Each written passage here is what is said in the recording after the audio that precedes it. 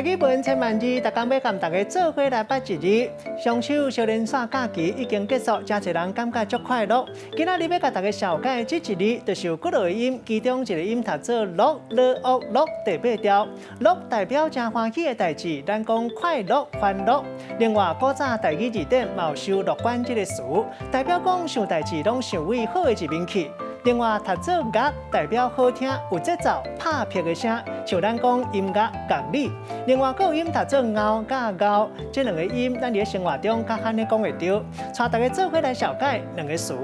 头一个读做乐道，代表讲去细细的去逍遥、去摸飞。第二个词读做乐痛，这嘛是快乐的意思。